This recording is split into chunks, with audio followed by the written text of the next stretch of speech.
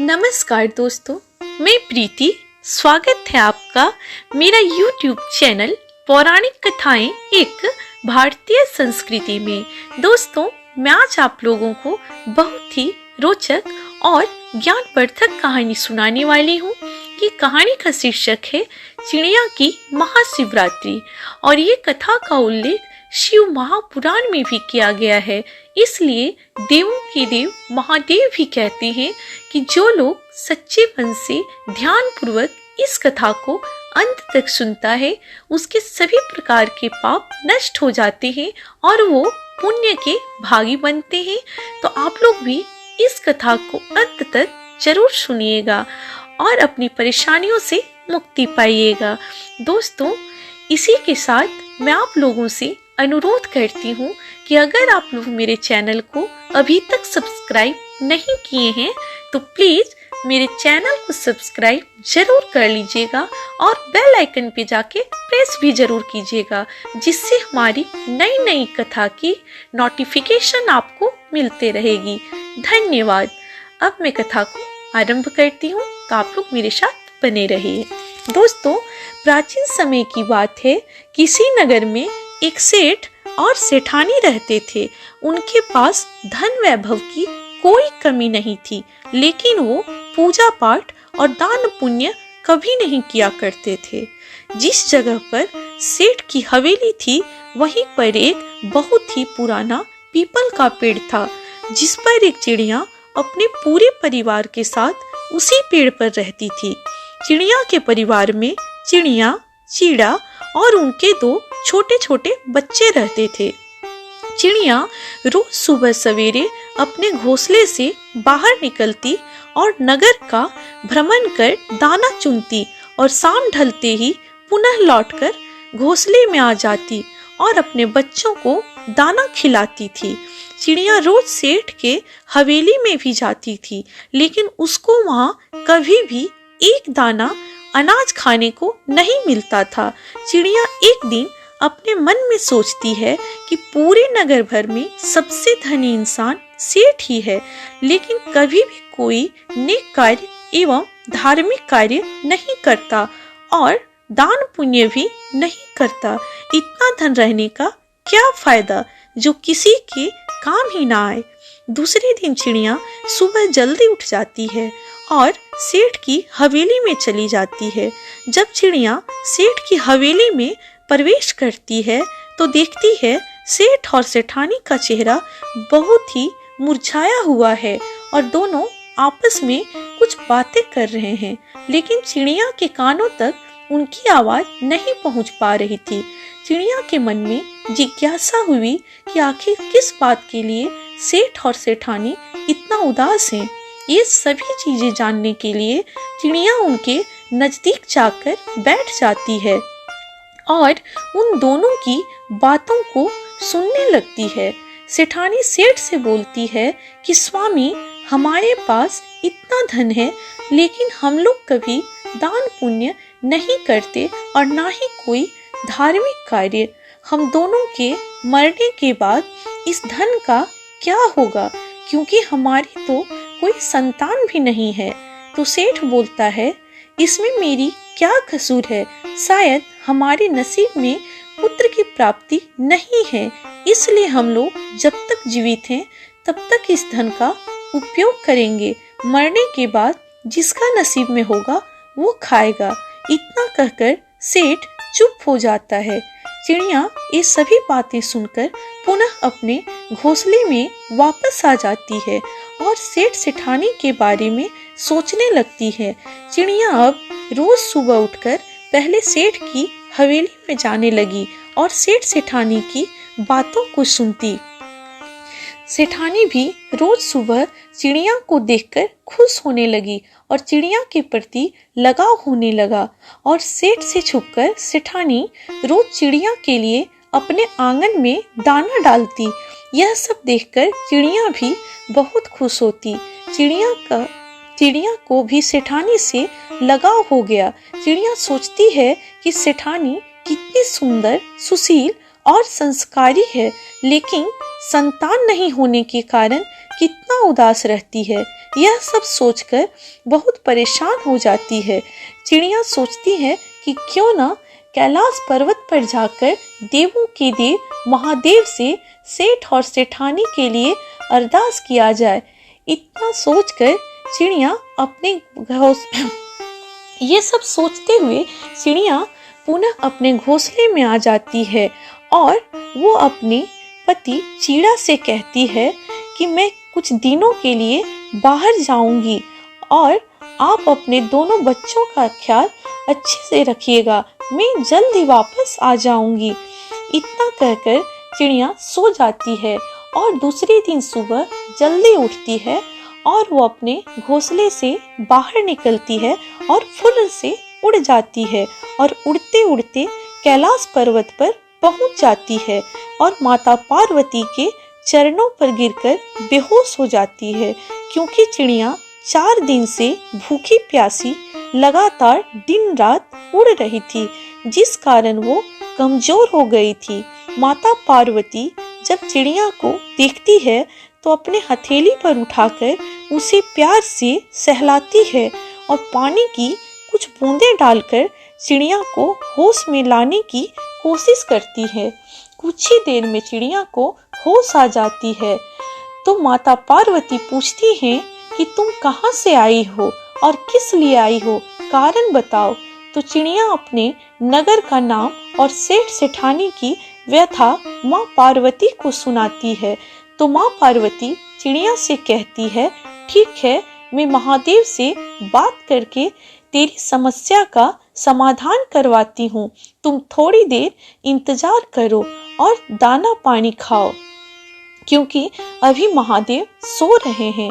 जब देवों के देव महादेव नींद से जागते हैं तो माता पार्वती कहती हैं कि हे नाथ, आप देखकर बताइए कि उस सेठ सेठानी के नसीब में संतान की प्राप्ति है या नहीं।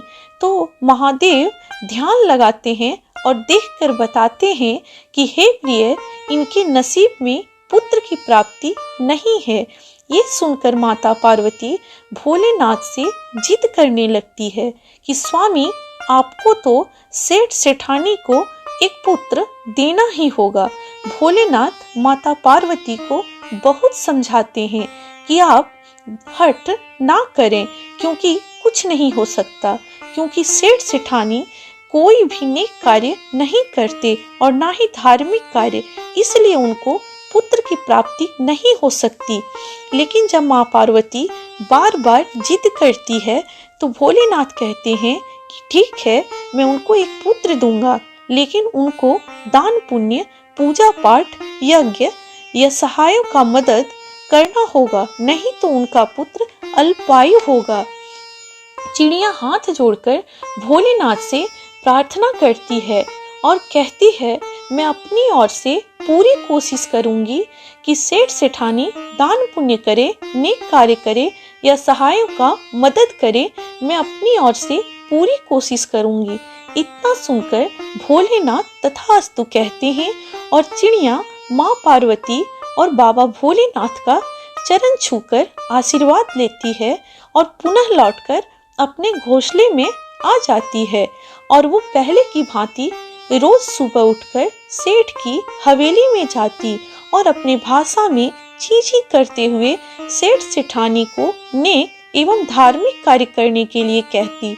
लेकिन चिड़िया की भाषा सेठ सेठानी समझ नहीं पा रहे थे। धीरे धीरे समय व्यतीत होने लगा और 9वें महीने में सेठानी ने एक सुंदर सा पुत्र को जन्म दिया, जिसे देखकर सेठ सेठानी बहुत खुश हुए। चिड़िया भी देखकर बहुत खुश हुई कि उसका मेहनत रंग लाया। चिड़िया सोचने लगी कि ये लोग तो बहुत धनवान हैं और ये लोग अपने पुत्र को अच्छा अच्छा खाना खिलाएंगे, जिसका कुछ टुकड़ा जमीन पे भी गिरेगा, जो मुझे खाने को मिलेगा। ये सोचकर बहुत खुश होती है। धीरे धीरे पहला, दूसरा, तीसरा और चौथा शिवरात्रि पार हो जाता है और इधर सेठ सेठानी का पुत्र भी बड़ा होने लगता है और 5वीं शिवरात्रि आने वाली होती है। ये सोचकर चिड़िया बहुत परेशान होने लगती है, क्योंकि अभी तक सेठ सेठानी पहले की भांति ही रह रहे थे, कोई नेक एवं धार्मिक कार्य नहीं कर रहे थे और चिड़िया भी उन दोनों को अपनी बात नहीं समझा पा रही थी। अब चिड़िया को डर सताने लगती है कि कहीं सेठ सेठानी के पुत्र को कुछ हो गया तो क्या होगा। ये सब सोचकर चिड़िया परेशान हो जाती है और वो पुनः कैलाश पर्वत पर जाने की सोचती है। इधर चिड़िया का बच्चा भी अब बड़ा हो गया था। चिड़िया अपने बच्चे को समझाती है कि तुम लोग शाम ढलते ही घोंसले में वापस आ जाना और ठीक से रहना, कुछ दिनों के लिए बाहर जा रही हूँ। और चिड़िया फिर से उड़ते हुए कैलाश पर्वत पर पहुँच जाती है। जब देवों के देव महादेव और माँ पार्वती चिड़िया को देखते हैं तो पुनः वापस आने का कारण पूछते हैं। तो चिड़िया दोनों से कहती हैं कि सेठ और सेठानी में अभी तक कोई बदलाव नहीं आया है और वो लोग पहले की भांति ही रह रहे हैं, कोई भी नेक एवं धार्मिक कार्य नहीं करते। मैं कितना समझाने की कोशिश की, लेकिन मैं समझा नहीं सकी, क्योंकि मेरी भाषा को वो लोग समझ नहीं पा रहे हैं। इतना सुनकर महादेव कहते हैं कि तब तो उसका पुत्र जीवित नहीं रहेगा। इतना सुनते ही चिड़िया माँ पार्वती के चरणों में अपने सर को पटकने लगती है, क्योंकि चिड़िया को मालूम है कि पिता को मनाने के लिए माँ को खुश करना पड़ता है। इधर माँ पार्वती चिड़िया को अपने चरणों से उठाती है और कहती है कि अब कुछ नहीं हो सकता। लेकिन चिड़िया एक ही बात का रट लगाए बैठी थी कि सेठानी के पुत्र को अल्पायु से दीर्घायु करना ही पड़ेगा। लेकिन जब चिड़िया कोई बात बनती हुई नहीं देखी तो उसके मन में एक विचार आया और वो भोलेनाथ से कहती है कि हे प्रभु, आप और माँ पार्वती अगर स्वयं चलकर सेठ सेठानी को समझाएंगे तो वो आपकी बात को जरूर समझेंगे, क्योंकि मेरी भाषा को समझ नहीं पा रहे हैं वो लोग। इतना सुनते ही माता पार्वती भी महादेव से कहती हैं, हे स्वामी, चिड़िया सही कह रही है। तो भोलेनाथ भी मान जाते हैं और वो दोनों महाशिवरात्रि के दिन साधु का वेश बनाकर सेठ सेठानी के घर में प्रवेश करते हैं और सेठानी से भिक्षा मांगते हैं और कहते हैं, अगर तुम मुझे भिक्षा नहीं दोगी तो मैं श्राप दे दूंगा और सब नष्ट कर दूंगा। इतना सुनते ही सेठानी दोनों को आदर पूर्वक अंदर बुलाती है और उन्हें बिठाती है और कहती है, आप मुझे श्राप मत दीजिए, मैं आपको भिक्षा भी दूंगी और भोजन भी कराऊंगी। फिर सेठानी दोनों को बहुत ही स्वादिष्ट और स्वच्छ भोजन करवाती है और दान दक्षिणा भी देती है और डरे डरे पूछती है कि सेवा में कोई कमी तो नहीं रह गई, अगर कुछ रह भी गया हो तो क्षमा कर दीजिएगा, श्राप नहीं दीजिएगा। तो भोलेनाथ कहते हैं कि हे सेठ सेठानी, आप लोग अपने जीवन में कई प्रकार की गलतियां की हैं और अभी तक करते आ रहे हो, जिसका असर तेरे पुत्र पर पड़ेगा और तेरा पुत्र जल्द ही मर जाएगा। इतना सुनते ही सेठ और सेठानी दोनों के चरणों पर गिर जाते हैं और रोने गिड़गिड़ाने लगते हैं और कहते हैं, बाबा, आप कुछ उपाय बताइए जिससे मेरे पुत्र को कुछ ना हो, क्योंकि वृद्धावस्था में मुझे इस पुत्र की प्राप्ति हुई है। इतना सुनते ही भोलेनाथ और माता पार्वती कहते हैं, अरे मूर्ख, ये पुत्र तेरी पुण्य की प्राप्ति से नहीं हुई, ये पुत्र तो उस चिड़िया के मेहनत का फल है जो कैलाश पर्वत पर पहुंचकर तुम दोनों के लिए अरदास की है, जिसके वजह से तुमको पुत्र की प्राप्ति हुई है। तो सेठ सेठानी उस चिड़िया के बारे में जानना चाहते हैं।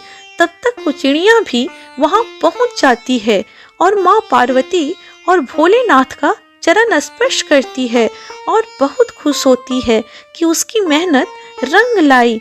इधर माँ पार्वती और भोलेनाथ अपने असली रूप में आ जाते हैं और सभी को आशीर्वाद देते हैं और दान पुण्य यज्ञ और गरीबों की सहायता करने के लिए बोलते हैं और उन लोगों को आशीर्वाद देते हैं और फिर पुनः अपने कैलाश पर्वत पर लौट जाते हैं।